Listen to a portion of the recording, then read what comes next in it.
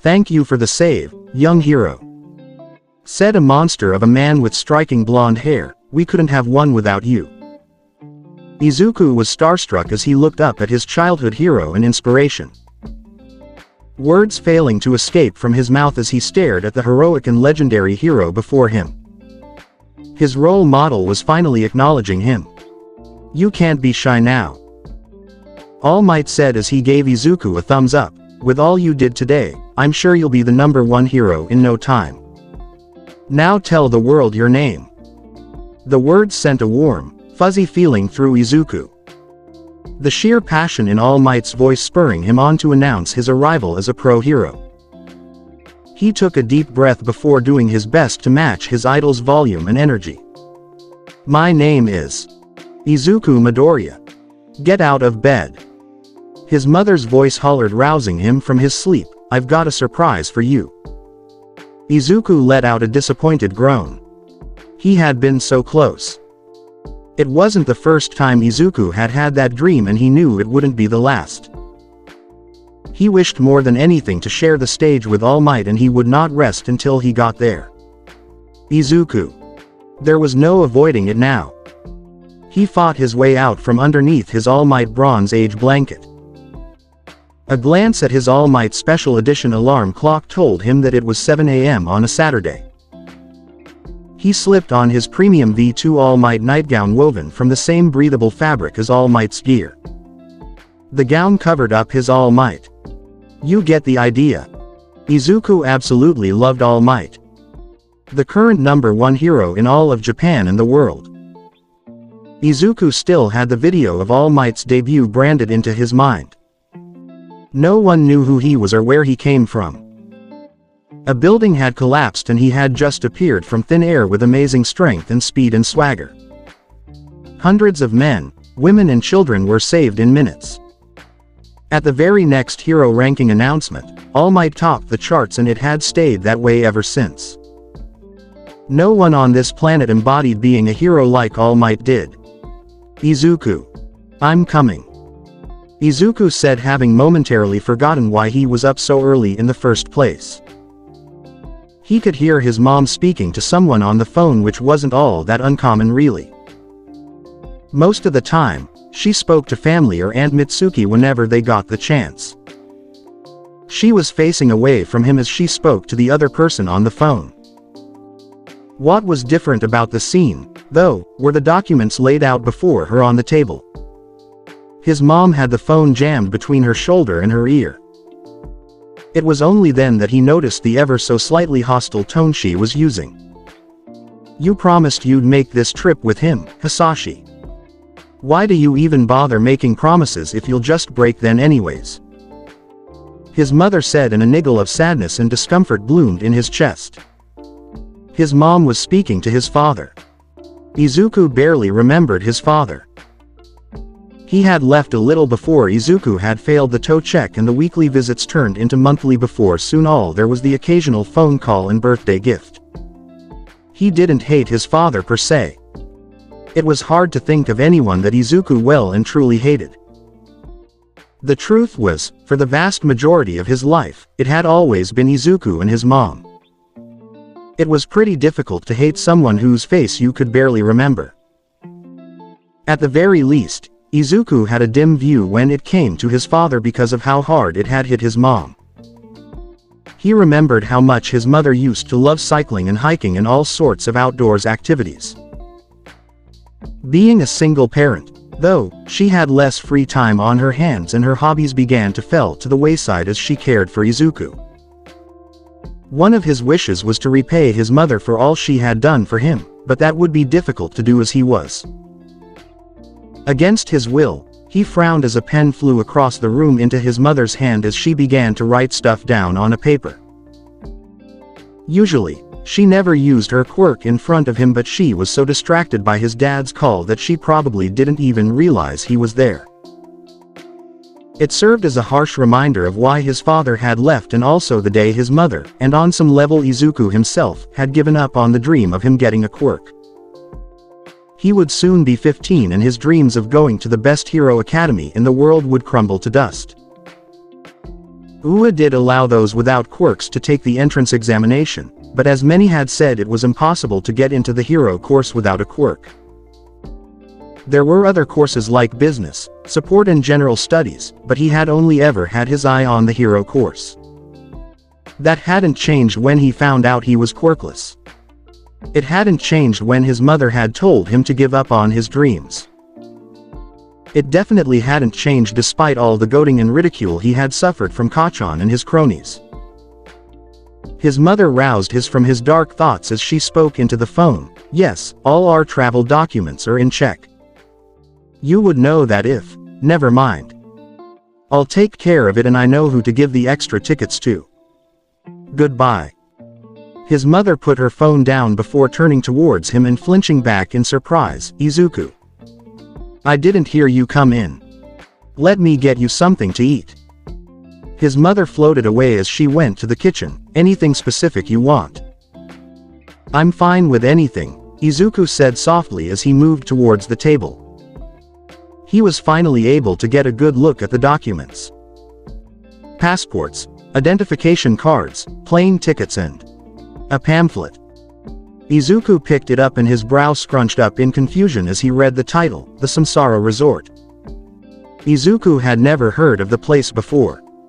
It seemed pretty amazing, he had to admit. 5-star rooms, acclaimed restaurants and a myriad of activities to boot. It was on its own island which had accommodation for all staff. "I see you found Hisashi's gift for you," his mom said as she busied herself in the kitchen. "It was supposed to be you and a few others, but something came up.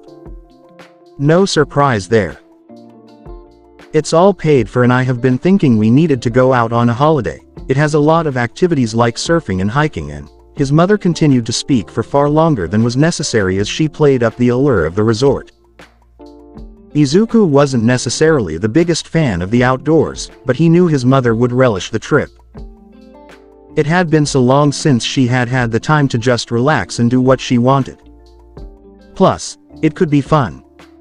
A week on an island resort wasn't the worst way to spend your time. Maybe they had an arcade or quiz bowl or something that he could do while his mom hiked or swam. "We should go," Izuku said, cutting his mom's verbal onslaught off. "It looks nice and we could use a break." Aldera was out for a few weeks, and although he had planned to complete his hero journals, some time away on an island could ease his mind. Especially with the UA exams looming in the distance. It was more than a year away, but it was still the closest it had ever been, and Izuku was freaking out. He hadn't checked for any alternatives to UA and he barely even had a plan for the exam itself. Maybe if he was surrounded by sands and the sea he could get his mind off of everything. Maybe. Really? His mother sounded surprised that Izuku accepted so easily. "You don't mind that this is from your father?" Izuku winced a bit at that. He had never used the few gifts his father had given over the years, so he couldn't blame his mother for being surprised, but this was different. It would make his mom unhappy and he couldn't take that away from her. "It's okay, Mom," Izuku said, smiling at her. "It looks really fun." His mom squealed like a little girl before pulling her phone towards her in excitement. Unlike other times, seeing his mom use her quirk didn't get to him at all. "Mitsu will be so happy," his mom said as she typed a number into her phone. "They've been looking for a holiday and this is perfect." Izuku's wide smile froze and shrank as her words sank into his head. He looked back to the table and sure enough, on his mom's notepad laid the proof. Trip for 5. The slight excitement and giddiness that had been building inside him faded away immediately. Izuku and his mom made 2. That left 3. Aunt Mitsuki and Uncle Masaru made it 4, which could only mean that the last would go to. "Hello, Katsuki." His mom chirped into the phone. "Could you give your mom her phone? I've got some exciting news." "Oh, no. Aren't you excited, Izuku?" His mother said while they were walking through the airport as a porter pushed their bags behind them. "There's so much to do. Mitsuki and I agreed to go hiking, but there are multiple ones. One to a waterfall, one to a cave and even one through the jungle." Then after that, we can go abseiling, then actual sailing, then rock climbing, then paragliding. Despite his mother's enthusiasm, Izuku was finding it pretty difficult to get into the holiday mood. The idea of having to share a room with Kacchan, of all people, for a week was pretty daunting. They had been a lot closer as kids, but as soon Kacchan activated his quirk, it all changed. Still, though, Izuku kept going back for more. As mean as he was, Kacchan inspired Izuku. There was nothing on this earth that intimidated Kacchan. Whether it was a bunch of bullies twice their age or their final exams, Kacchan always dealing with stuff with ease, and he always excelled. His grades were usually ahead of Izuku's, and the few times he got beat would result in him blowing Izuku out of the water next time around. Sometimes, literally. Despite it all, Izuku kept coming back because if he needed an example of what it needed to be the #1 hero, then Kacchan was a perfect motivator. For all his arrogance, he really did work hard for each and every bit of progress he made. Inko. Izuku. Izuku turned to see Aunt Mitsuki waving her hands rapidly in the air. We saved you a few seats. With that said, Mitsuki pushed a large suitcase off the seats they were near. The suitcase flipped in the air before landing on the foot of an aloof Kacchan. He let out a loud groan before turning to his mother angrily. What the hell was that, you old hag? Kacchan growled as he stalked up to his mother. Are you going blind or something? Watch where you put those things. It's not too late to send you back home, you little brat. Aunt Mitsuki matched her son's volume, which only drew stares and glares from everyone else in the airport. Excuse me, said a man who walked up to the quarreling duo, could you not be more dignified? You. Shut it, you nobody. Kacchan and Aunt Mitsuki said in unnerving synchronicity. It was enough to repel the man and others from intervening in the very public and very heated argument. Thankfully, the brewing argument was snuffed out when Izuku's mom came between the two. I think we should all just relax. Her words seemed to have the right effect as Kacchan and Aunt Mitsuki caved to his mom's earnest tone. It just wouldn't do if we arrived at the resort angry. Katsuki. Why are the suitcases on the floor? Why don't you ask the blonde hag? I dare you to say that again. Izuku turned to see Uncle Masaru holding 5 cans in his hands whilst also struggling with a few heavy-looking bags. Oh, hi Izuku. Are you excited about the trip? Oh, of course. Izuku said as he helped relieve some of Kacchan's father load. Here, let me get those for you, Uncle Masaru. Izuku took the cans and then the bags from a relieved Masaru who looked just a little sweaty. That wasn't good. If Mitsuki touched him now, then things would get even more explosive than her argument with Kacchan. You're a good kid, Izuku, Masaru said, clearly drained of energy before collapsing into a chair. I'll just lie over here. Izuku took that chance to give the cans to his mom and Mitsuki, who had calmed down a lot now that she wasn't speaking to Kacchan. His mother took the offered can, but Mitsuki pulled him into a tight hug that made his face burn with embarrassment. To make things worse, Izuku had a prime view of Kacchan's darkening demeanor as Izuku was squished up against Mitsuki. Hi, Izuku. Mitsuki said, still hugging him tightly. You've grown so much. Have you been exercising? Somehow, his face burned hotter and Kacchan's face darkened even more. Izuku stuttered out a greeting before squirming his way free out of the death trap. No, I haven't really done too much exercise. Just a growth spurt, I guess.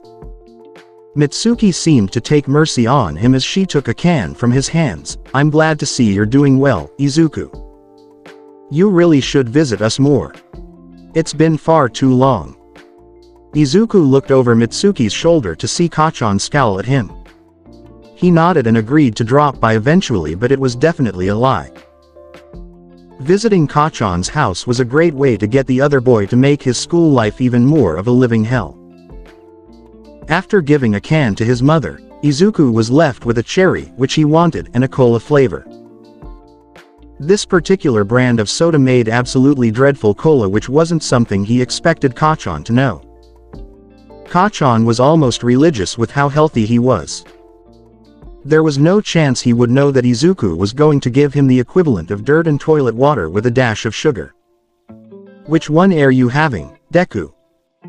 Kachan sneered at Izuku, and somewhere behind him, Izuku heard their parents begin to plan out their week.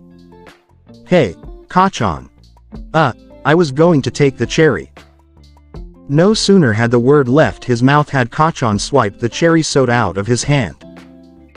He opened it and downed it in one go before letting out a disturbingly loud belch. "That's too bad." Kachan whirled around and plopped himself down on his seat. Izuku looked at the can of cola in his hand with a grimace. Maybe if he hid it underneath his seat no one would notice. 5 days in and Izuku had to admit that the Samsara resort was awesome. It was almost perfect, really. The pamphlet had seriously underplayed just how cool the place was. There was a nearby hero agency that specialized in marine rescue, and apparently, a famous hero would be there sometime this week. Izuku hoped against hope that it was All Might, but if he was being honest he would go crazy for just about anyone. Izuku had actually done a lot of stuff. He had joined his mother on most of the outdoor activities while still setting time aside for the hero trivia quiz. It was an ongoing thing throughout the week, and Izuku had reached the finals. The winner apparently got a rare item of their choice. Izuku had spent time each day looking at what was on offer, and he was giddy at the thought of winning. The boots All Might had worn in the Battle of New Hampshire were the prized jewel. They were even signed by All Might and Sir Night-Eye. Quiz bowl aside, Izuku had also participated in a few of the activities that were on offer. Just before going to the hero agency, he lost a mini-golf tournament to someone with a pretty amazing mutant quirk that gave him perfect aim. Well, technically Izuku had placed 11th out of 17th, but that was still pretty good. It didn't matter at all that he had only beaten senior citizens and a toddler. Anyways, he had just returned from the agency and was laying on his bed scribbling some stuff in his notebook. The leader of the agency had a quirk that allowed him to breathe through his skin and communicate with animals. He also had a pretty cool name. All good things came to an end, however, and the tranquility in the room was shattered when Kachan walked in wearing only swimming trunks and a towel around his neck. "You're making notes here?" Kachan's incredulity was palpable. "Oh, come on, Deku. You do know all that studying won't help a quirkless loser as you get into a decent hero academy. Hell, I'm not sure even a normal high school would want you." Izuku couldn't meet Kachan's harsh gaze and his even harsher gaze. If he reacted, then Kachan would just prick and prod at the wound even more, so he just had to stay quiet and hope. "What are you writing about anyway?" Kachan's superb reflexes let him swipe the notebook from Izuku before he had a chance to react. "The deep. Why would you care about a rescue scrub like him? Didn't you hear about what he did to that dolphin?" Izuku had not heard about the dolphin, and judging from Kachan's smirk he wasn't sure he wanted to. "I thought you were gonna go rock climbing," Izuku said, trying to change the topic, and amazingly it seemed to work. "I got kicked out by some loser." Kachan growled as sparks danced in his free hand. "Apparently, I'm not allowed to use my quirk to help me. Such bullshit."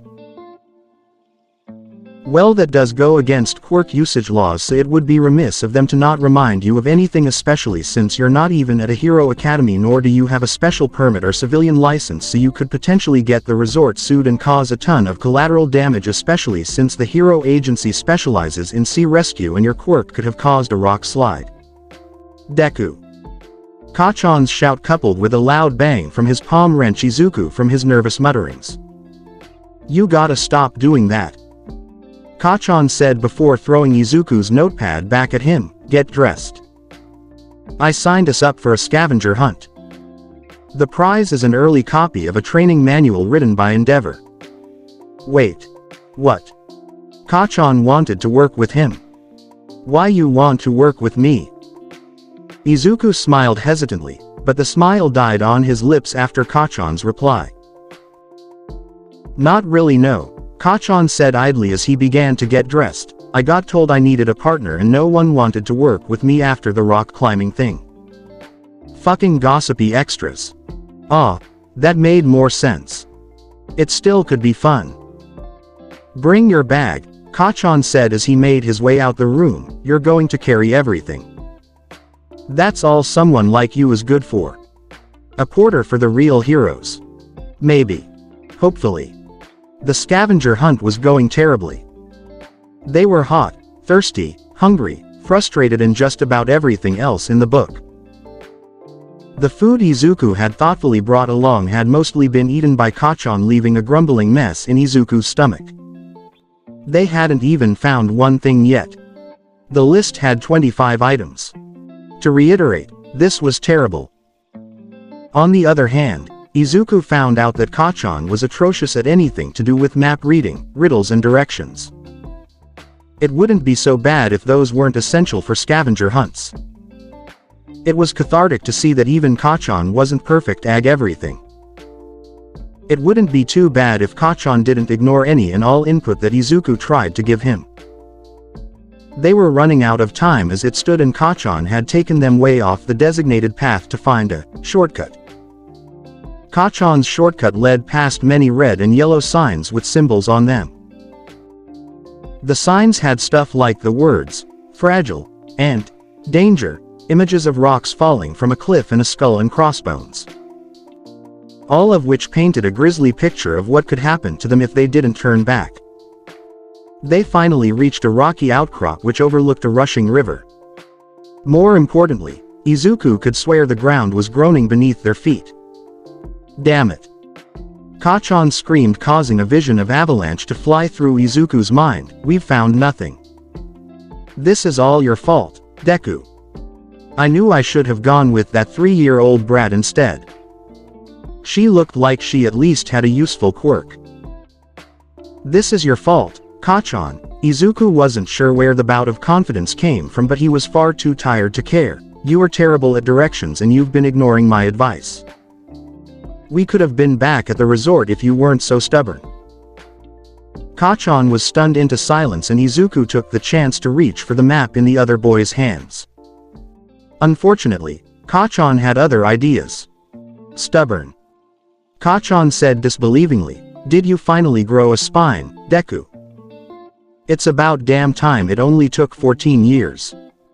The insult washed off Izuku like water. Give me the map, Kachan. Not a chance, Deku, Bakugo said with a twisted grin on his face. If you want it so badly then come get it. Izuku's burst of confidence faded away as he stared down the biggest stressor in his life. Things were never easy with Bakugo, and while he was usually able to move past Bakugo's provocations, today wasn't one of those days. Still, though, Izuku was paralyzed by his own fear. Bakugo would send him flying before Izuku could get a fingernail on the map. Kachan seemed to realize that no attack was coming as he laughed. That's what I thought. Kachan crumpled the map up and stomped on it, causing the rock beneath them to let out a groan. Not that Kachan seemed to notice. Kachan. Izuku tried to warn, but the other boy seemed to misread his discomfort. Oh, did someone want the map? Kachan's voice took on a mocking lilt. If you're so good at directions then find your way back to the resort on your own. I'm outta here. And to punctuate his point, Kachan let out a double-barreled blast at the map, which was the last thing Izuku wanted to see. The shaky outcrop they were on before groaned before it began a slow collapse, the rocks falling to the surging river below. Izuku fell face down as he tried to grab onto something, anything. What the? Kachan had managed to save himself by propelling himself backwards with 2 blasts from his hands. It was only once he was safe that he realized something was amiss. Deku. Where the hell are you?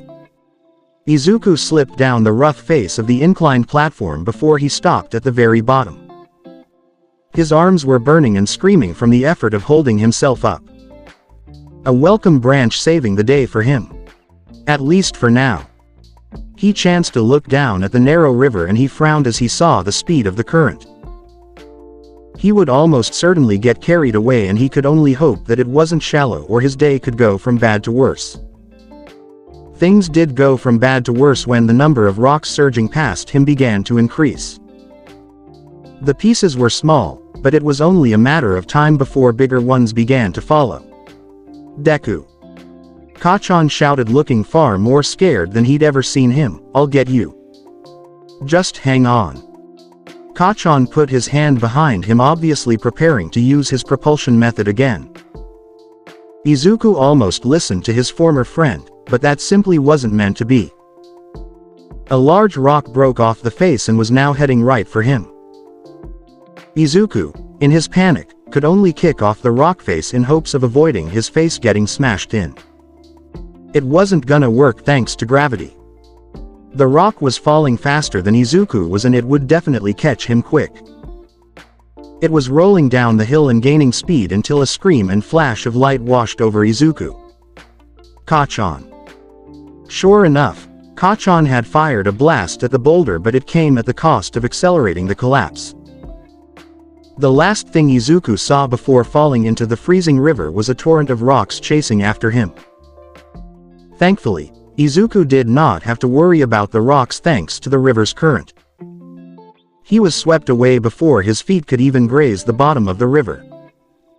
That was where Izuku's good luck ended, unfortunately. He got slammed left and right and up and down. It was like he was wrestling with Gang Orca, but somehow worse in every way.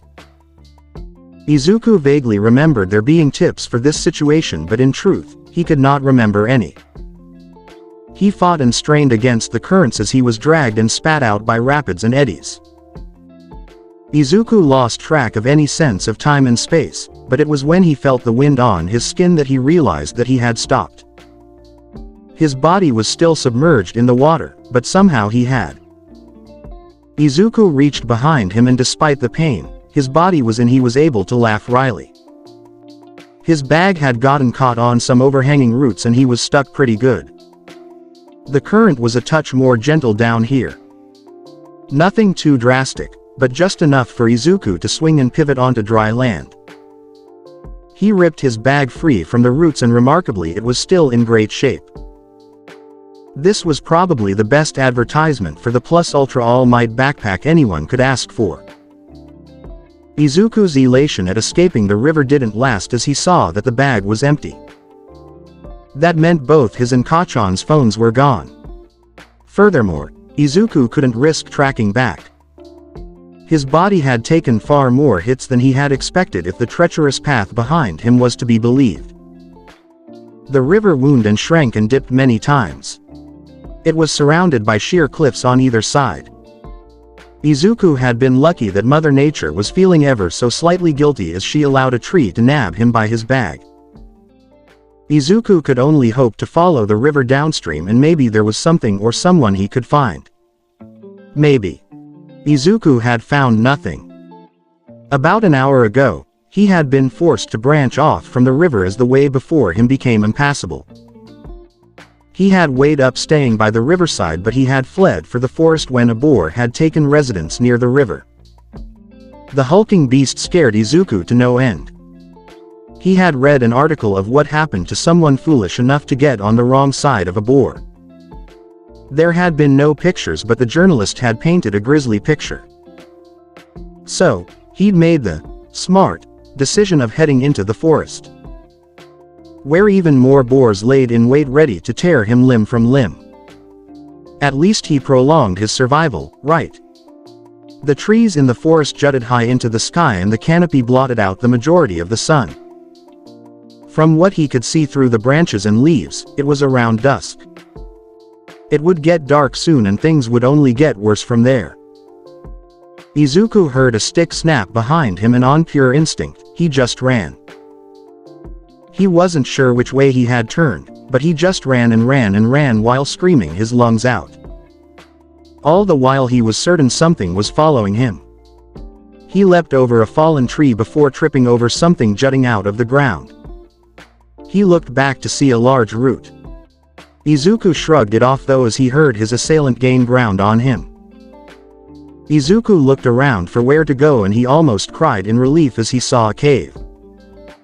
He had no time to tell if it was empty or not, but surely that was better than going deeper into the forest. He fled into the cave. His bag failed wildly from its position on his bag. Thankfully, the cave was empty and pretty warm and dry too. It even had an opening that illuminated the cave pretty well. It did smell absolutely terrible, though. Unfortunately, whatever it was followed him into the cave as well. I don't want to get eaten by a boar. This is so bad. Izuku scrambled to the back of the cave as he saw the shadow of his hunter appear.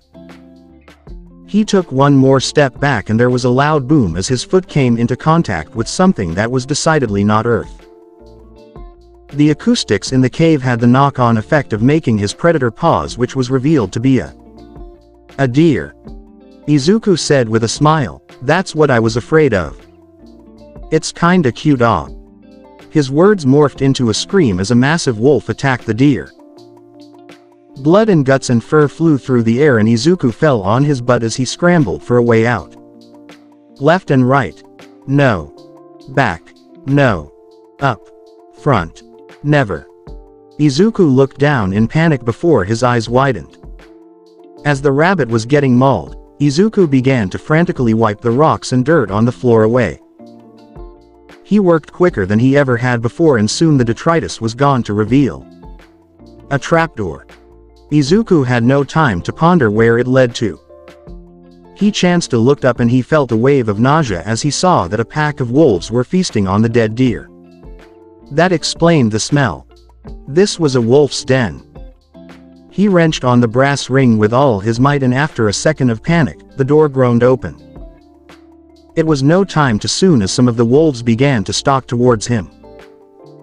He opened it fully and thankfully it served as a temporary shield by opening away from Izuku and towards the wolves. Izuku heard the shuffling of a pouncing wolf right before he scrambled into the hole. The trapdoor slammed shut, but even then Izuku could hear the wolves scratching and sniffing at the trapdoor. His body ached from the fall he took, but thankfully it wasn't anything bad. Exhausted from the day's events, Izuku fell asleep right there on the floor with his bag on and his arms serving as a makeshift pillow. Some indeterminate time later, Izuku woke up and his eyes slowly adjusted to the darkness. To his surprise, the room below the cave was bigger than he expected. Actually, it was less of a room and more of a tunnel. For some inexplicable reason, Izuku felt compelled to go down the tunnel. He could hear the wolves moving around in the cave, so that was obviously a no-go. There was no light down here and the silence was crushing as it pressed down on Izuku from all directions. Eventually, his mind settled into a daze of sorts as he continued to move forward. It was obvious that the tunnel was man-made. Izuku could feel intricate carvings on the walls and the floor was perfectly level. It could have been a trick of the mind, but a weak breeze washed over Izuku. It was that small and barely noticeable breeze that spurred him on during his march through the night. Even as his limbs began to quake and his stomach began to growl, he walked and walked and walked. Right until he walked right into something. His eyes adjusted quickly and he realized it was a door. The doorknob turned after some effort and Izuku pushed the door open. Weirdly, it led to a ladder illuminated by what looked like the sun, which was way too bright for someone coming out a dark tunnel. Izuku climbed up the ladder with haste before throwing himself onto the ground. The sun was stabbing at his eyes. Idly, he realized he had slept through the night and until the morning. He adjusted to the daylight and he blinked in confusion as he took in what surrounded him. Dilapidated houses stretched as far as the eye could see. The houses were all made of a mix of wood, stone and metal, but one thing they all had in common was that they were all centuries beyond repair. "Hello." Izuku's voice echoed loudly through the village. "Anyone here?" There was no one. Izuku left the destroyed building he had walked out and began to walk around the destroyed village. In the distance, there was a mountain with 5 strange protrusions on it.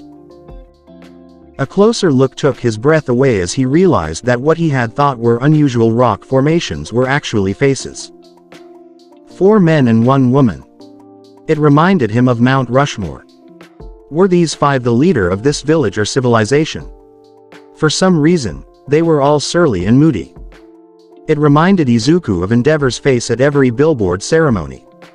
Maybe a grumpy face was easier to carve. Izuku spent a while committing the amazing sight to memory. As far as he knew, there were no ruins on the resort island.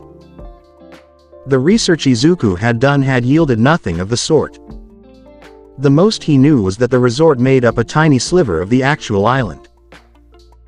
For such an advanced society to go under the radar was, it was impossible. Either way, Izuku would have his name stamped all over a major archaeological discovery. If he didn't die here. Izuku put that out of his mind as he began to explore. He must have been in a residential district of sorts judging by the ceramic dishes that survived this long. Once again, Izuku was thankful for his bag as he began to pilfer only the best items he could find. It was nothing major. A few plates and bowls. There was one fancy vase that his mom would probably love. It was only later that he moved to what looked like a different section of the village. The most notable thing about this section was the weapons. Shuriken, kunai and even a few swords. Unfortunately, Izuku could only sneak some shuriken and kunai away. Nothing big, just around 80 in total. They were surprisingly light. You needed a license to have a sword, let alone use one. All in all, Izuku spent the vast majority of his time exploring the village. There wasn't really that much cool stuff left though, and some places were just plain inaccessible. The only cool things he had been able to find was a weird metal plate attached to some cloth. He could tell it was meant to attach to his head, kinda like a bandana. He had found tons of them but only one in mint condition. It had been in what Izuku could only guess to be a classroom of sorts, which was amazing. Universities were nothing new, but to find out that this place had its own had him giddy with excitement. Especially with relatively modern design. It was similar to the layout of large schools long ago. This discovery could boost his profile when he became a hero. Finally, Izuku came to the largest building of them all. It was right by the university and was circular in appearance. The vast majority of hallways and corridors were impassable, however, so Izuku decided to explore the ground floor only. This led to him finding a courtyard that, in contrast to the rest of the village, was in mint condition. There was a tree right in the center of the courtyard. It had thick roots that spread to the edge of the courtyard. The trunk of the tree looked as if a god had twisted it round and round. Most notably to Izuku's starving mind, there was a delicious-looking fruit hanging from one of its branches. Izuku's stomach ached painfully at the sight, and before he knew it he had shrugged his back off and walked up to the tree. He stopped right in front of it, though as a strange sensation came over him. It felt like the air was charged with something just beyond the normal. The feeling increased tenfold as he grabbed onto the fruit. It was purple and pink and orange with silver concentric lines tracing around it. He plucked it free almost as if controlled by an external source. Before he could even stop to consider the implications, he had taken a massive bite out of the fruit. It tasted divine. Izuku took bigger and bigger bites out the fruit before soon it was all gone. Izuku scanned the tree for any more of the heavenly fruit, but the second he touched it the tree died. It collapsed into a pile of ashes that was blown away almost immediately by a strong breeze. What the? Before Izuku could even verbalize his question, giant glowing white symbols appeared in a three-dimensional dome up in the sky. They danced and shimmered and morphed before suddenly freezing. Izuku could only stare at the symbols in shock and wonder and confusion before the symbols turned into a gray mist and just faded away. What kind of a place is this? Izuku's question went unanswered as a burning sensation emanated in his stomach. He looked down to see a blinding blue light shining from his stomach. The phenomenon spread all over his body, tracing all around his body from his fingers to his toes to everywhere in between. Izuku felt as though his body was burnt and shocked and diced and crushed in a myriad of other sensations before it all just disappeared. It could have gone on for 2 seconds or 2 hours and Izuku would have been none the wiser. Exhausted, he crawled towards his bag, and as his consciousness faded he could feel movement towards him from many miles away. This was going to be difficult to explain. Beep. Beep. Beep. Izuku groaned as the beeping brought him back to the land of the living. He opened his eyes to see he was in a private hospital room and there was a drip connected to his arm. How did he get here?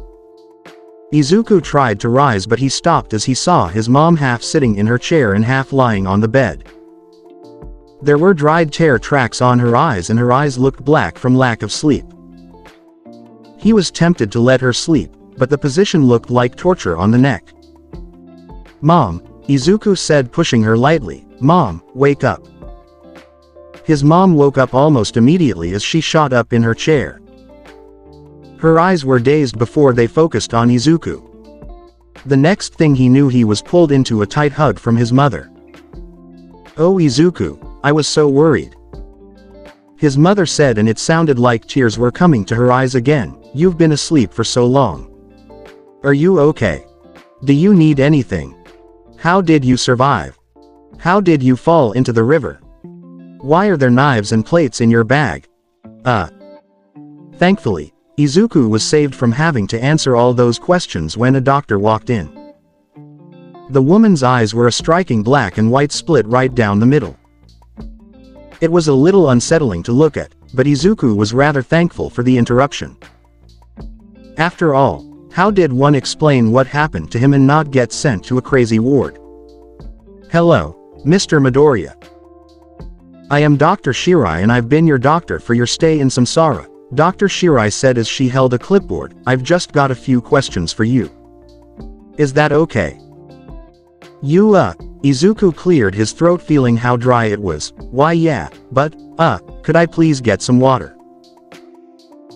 How silly of me. Of course. Dr. Shirai left and a few seconds later she returned with a jug of water and a glass. "I'd forgotten these in the hallway.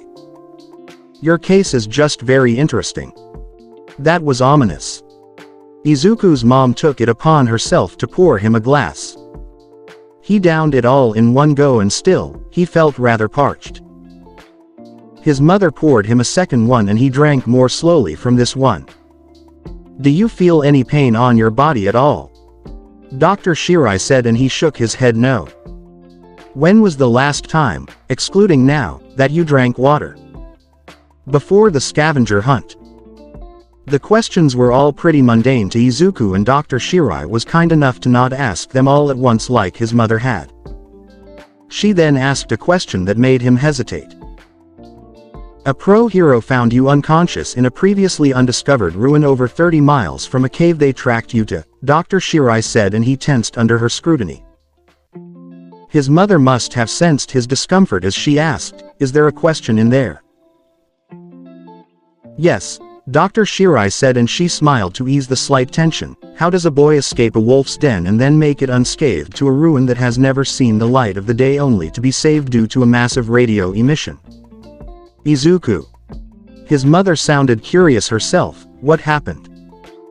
Perhaps it was because he couldn't really lie to his mother, or because Dr. Shirai had a comforting aura around her.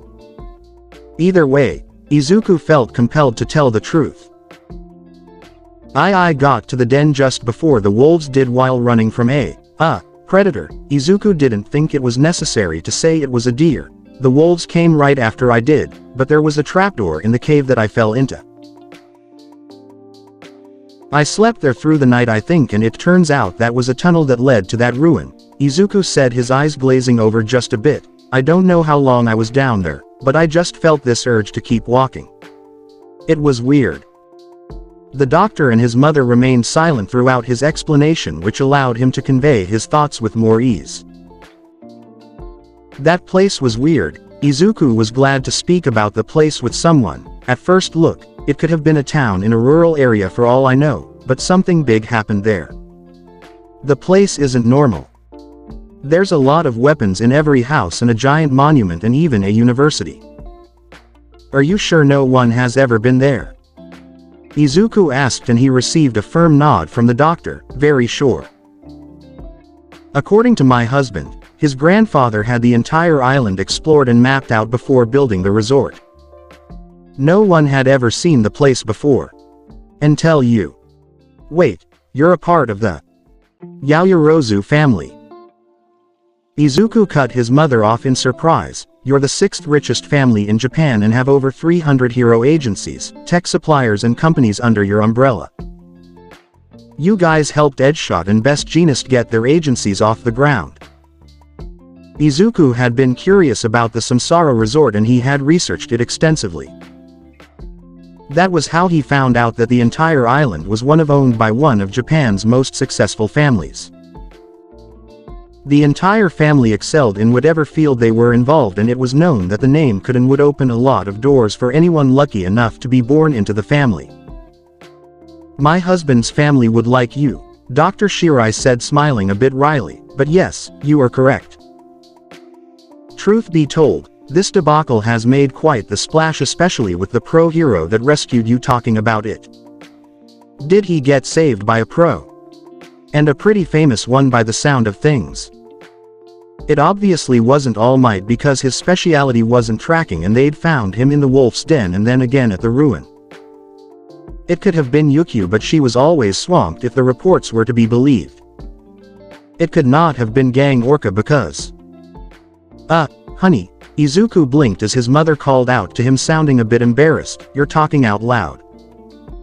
Oh, sorry, Izuku said to both of them, I'm still a bit overwhelmed. I think it was the fruit I ate. You ate a fruit? Dr. Shirai sounded surprised by this. Our scans revealed a shockingly low blood sugar. Consistent with someone who hadn't eaten for days. It's why you've been unconscious for 2 weeks. 2 weeks. Yes, 2 weeks.